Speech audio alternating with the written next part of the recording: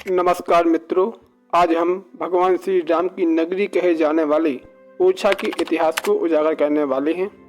ओरछा भारत के मध्य प्रदेश राज्य के निवाड़ी जिले में स्थित एक ऐतिहासिक नगर है।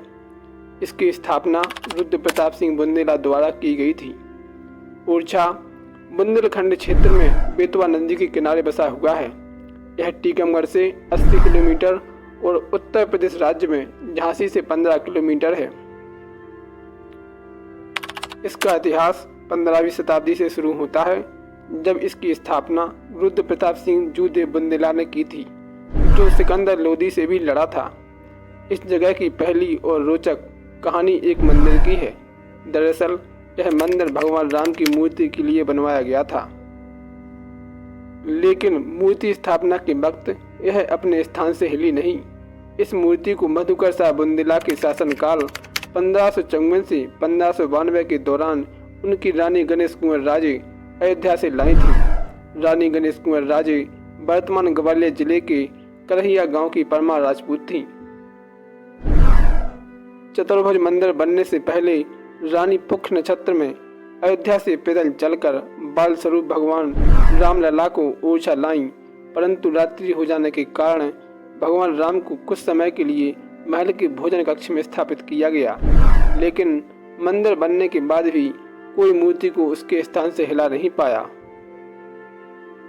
इसे ईश्वर का चमत्कार मानते हुए महल को ही मंदिर का रूप दे दिया गया और इसका नाम रखा गया राम राजा मंदिर।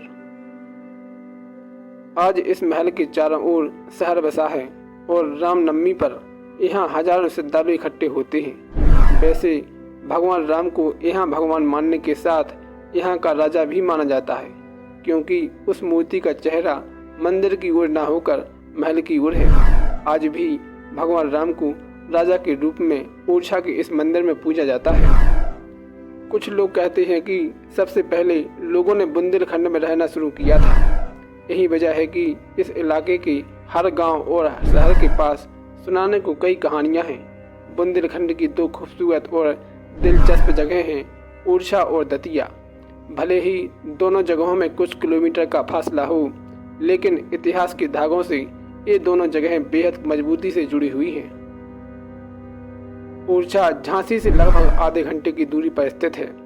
बेतवा नदी के किनारे बना महल मंदिर के पास एक बागान है, जिसमें स्थित काफी 2 ऊंचे मीनार लोगों की आकर्षण का केंद्र हैं, जिन्हें सावन भादो कहा जाता है।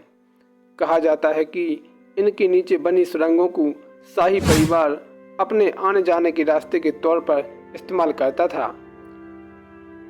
स्तंभों के बारे में एक किंवदंती प्रचलित है कि वर्षा ऋतु में हिंदू कैलेंडर के अनुसार सावन के महीने के खत्म होने और भादो मास के शुभारंभ होने के समय ये दोनों स्तंभ आपस में जुड़ जाते थे।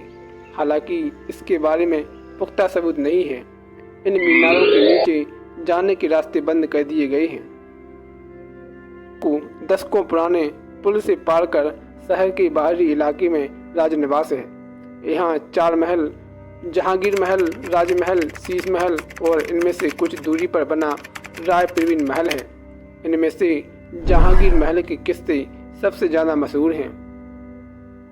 कहता है कि बादशाह अकबर ने अबुल फजल को काबू करने के लिए जहांगीर को भेजा था, लेकिन जहांगीर ने वीर सिंह बुंदेला की मदद से उसका कत्ल करवा दिया।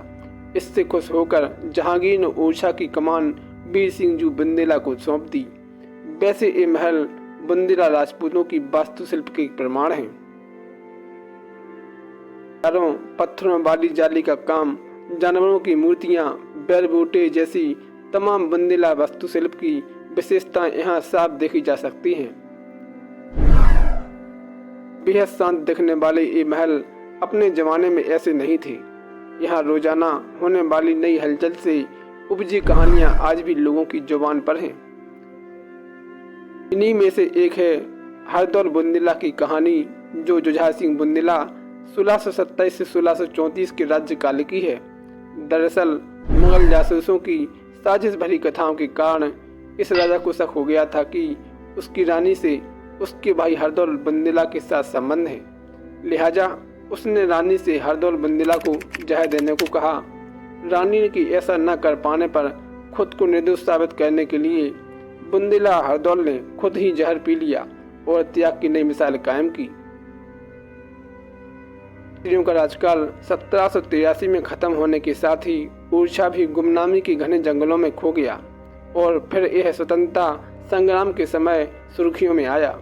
दरअसल स्वतंत्रता सेनानी चंद्रशेखर आज़ाद यहाँ के एक गांव में आकर छिपे थे। आज उनके ठहरने की जगह पर एक स्मृति चिन्ह भी बना है।